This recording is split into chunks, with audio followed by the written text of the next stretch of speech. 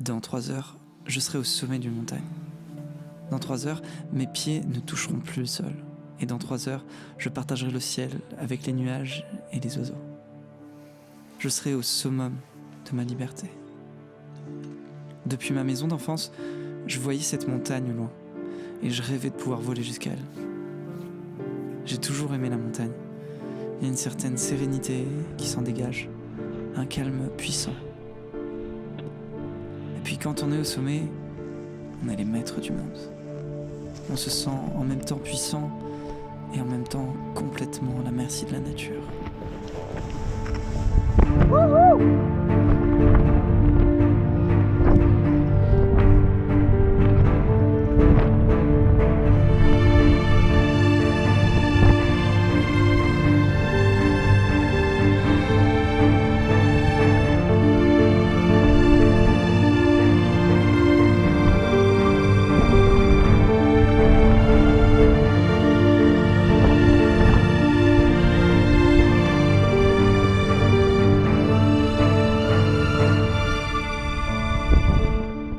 Bonjour et bienvenue sur ma chaîne. Aujourd'hui, un vol pas extraordinaire, mais la réalisation d'un rêve. J'ai pu voler la montagne que je vois de chez moi depuis que je suis tout petit, et j'ai pu monter au sommet et la redescendre en parapente. Ce qui est incroyable avec le parapente, c'est qu'on change de réalité. On a notre réalité qui est celle avec nos 2 jambes et notre sol. Et puis en parapente, on accède à une autre réalité. On voit les choses autrement, sous un autre angle. Et ça, c'est la chose la plus incroyable, je trouve, en parapente. J'ai commencé du coup au sommet du pic de Courmette, avec un décollage un petit peu difficile. Puis j'ai profité du paysage, jusqu'à ce que je repère d'autres parapentistes. Je décide du coup de m'en approcher. Et je vais commencer petit à petit à longer le flanc de la montagne pour arriver vers eux. Je me maintiens, parce qu'on a un peu de roche sur le flanc de la montagne, j'arrive à me maintenir en l'air, des fois à monter un petit peu. Et je suis dans l'attente de trouver des petites bulles d'air.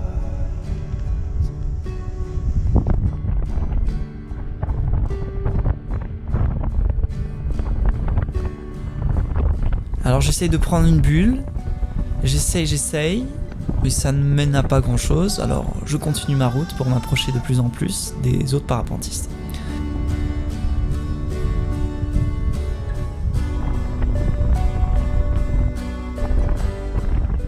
En continuant, je me maintiens, et de temps en temps, je trouve des petites bulles qui me permettent de prendre un petit peu de hauteur.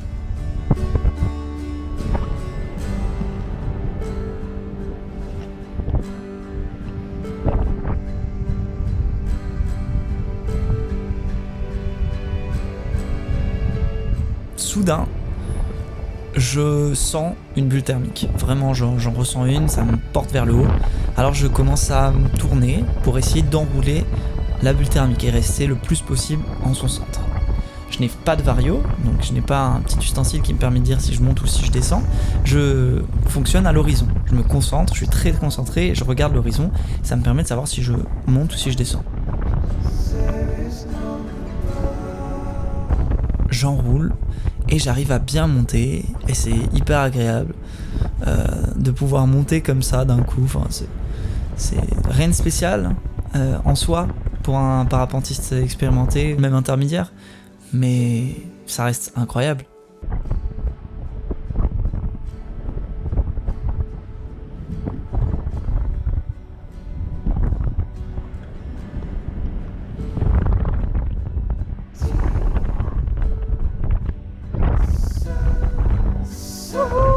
On peut voir que je suis au-dessus du petit plateau. Au départ, j'étais en dessous, j'ai pu monter au-dessus du plateau, et donc ça fait plaisir de voir la progression, de se dire que sans moteur, on arrive à aller plus haut. C'est tout bête, mais c'est incroyable. Et je trouve une autre bulle thermique qui me permet de monter encore plus haut. Et je continue à monter de plus en plus haut.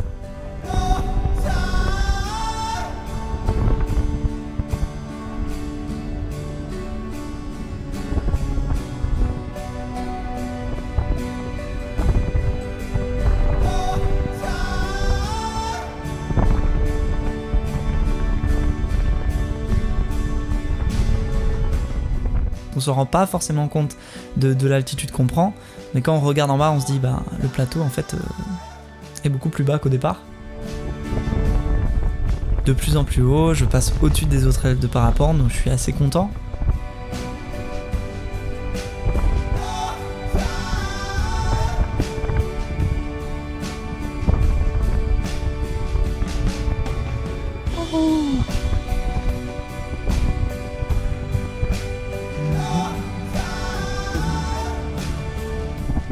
Puis à un moment, je me lasse un peu, et aussi sous le coup de l'émotion d'aller dans un endroit nouveau que je connais pas, ça procure beaucoup d'émotions, et du coup je veux pas prendre trop de risques à ce moment-là, mais je décide de partir en fait, et d'aller atterrir. Puis en arrivant, je fais un petit exercice qui est un virage dynamique, rien d'incroyable, mais ça aussi, ça fait partie des trucs géniaux du parapente, c'est les sensations.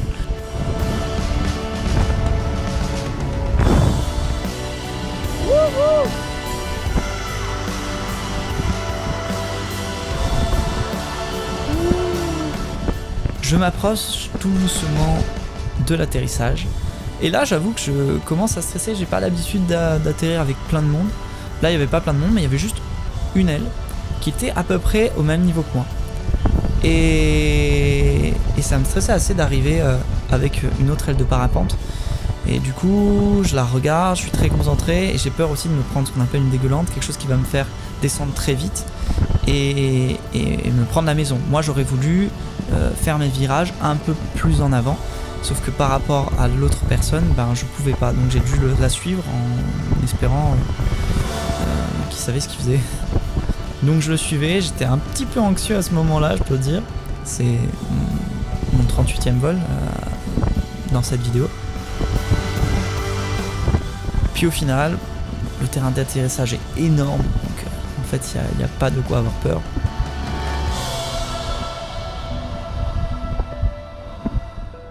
Et voilà, c'est un 38e vol de réussi.